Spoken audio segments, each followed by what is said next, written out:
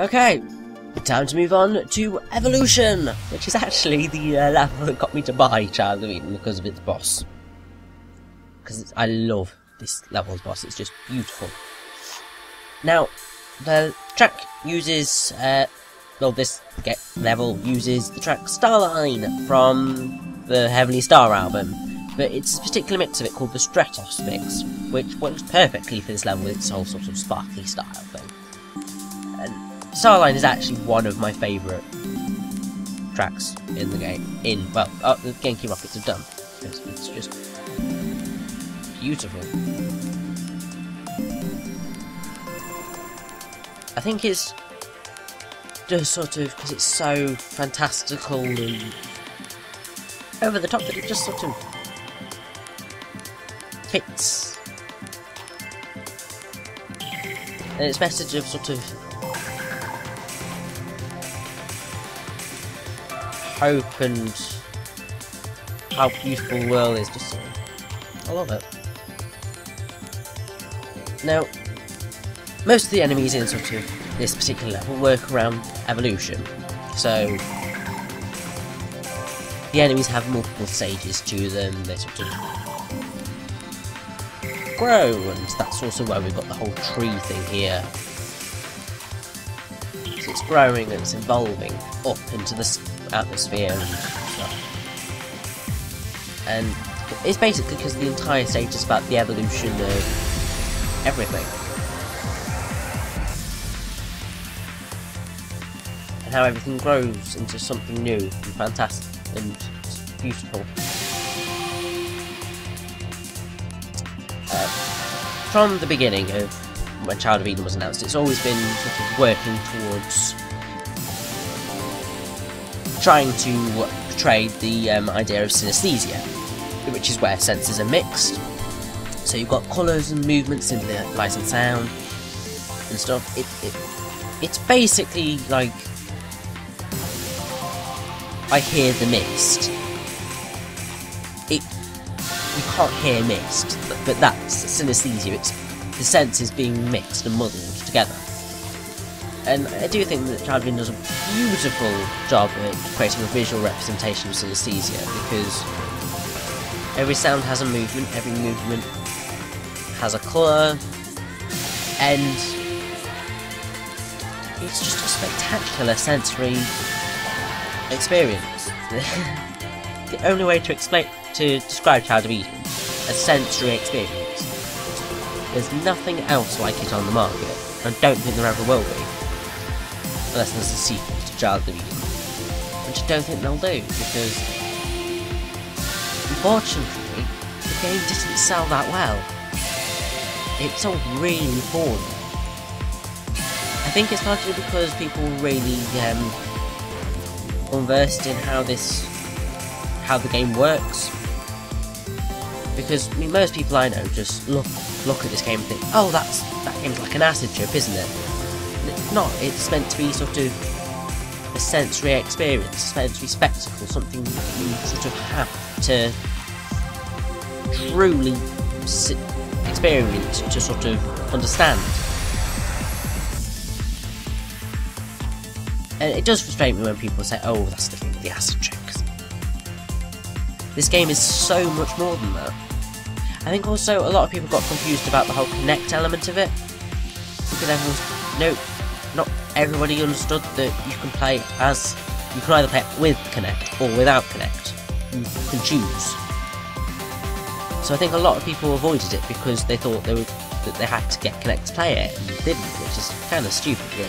But it's frustrating that happened. I mean, it also thankfully there was another game that dropped along with it, which was Shadows of the Damned, which I think is just the case of niche games coming out in the West. People over here are just too sort of closed-minded about these things. Oh, I love the manta ray enemies, they're just so pretty. How they fill out as you clear the lobs off. But yeah, people like gamers in the West generally sort of don't experiment with titles. They don't try new things, which can be annoying, because it's what's leading to the stagnation of creativity to a degree. But then there are games like this that come out and prove that there are creative experiences out there. People just need to try them.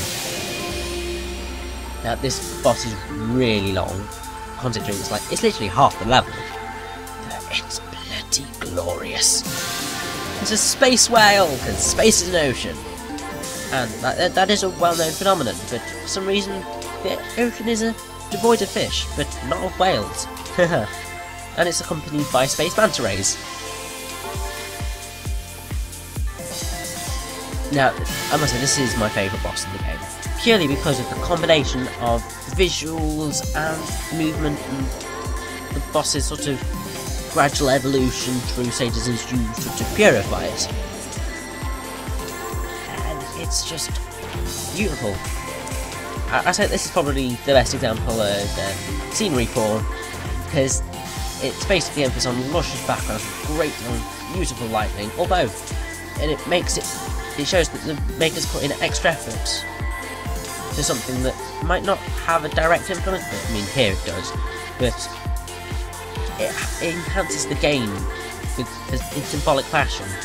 And I must say, on the Team Neutronics page, someone put that it puts even Res HD to shame, and that's probably quite true.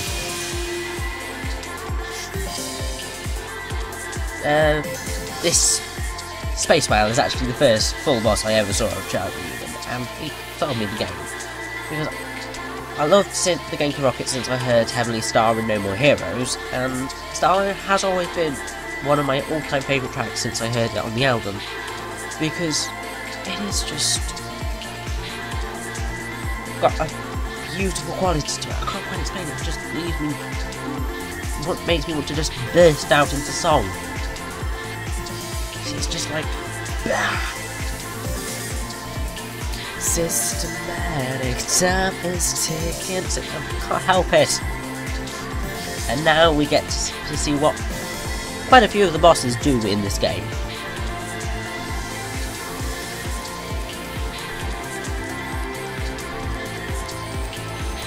A beautiful transformation into what is essentially a one-winged angel's form, which is where they turn into massive, spectacular transformations.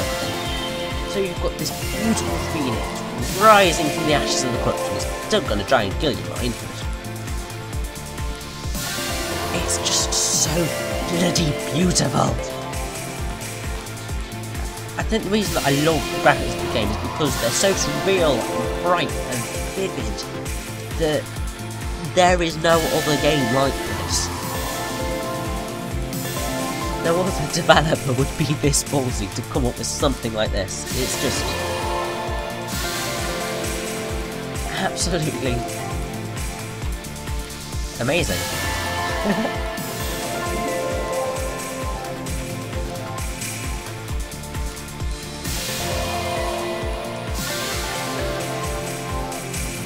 And this boss is my favourite boss in the game.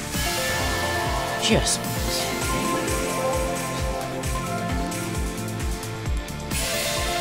glorious. It's the only way I can describe it.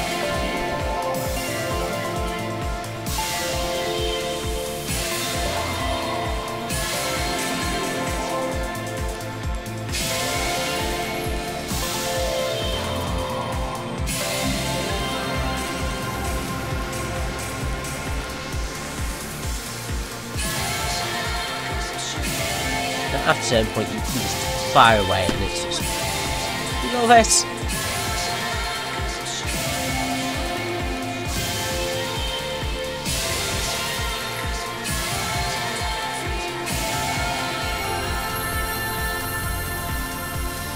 A refreshing breeze fills your lungs.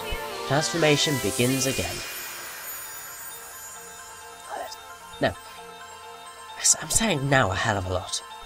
Each level is unlocked after attaining a certain number of stars. Evolution's at about 3, I think. Beauty is at 8, Passions at 14, and Journeys at 20. So you will need to replay at least 2 levels. I mean, I played 2 throughout the game, which is why sort of there are extra bits added on the game screen here, because I replayed Matrix and Evolution. So that's why they're there, because I did play through them twice, so I'd show you what I unlocked. Yes, now we get on to Beauty! Yay!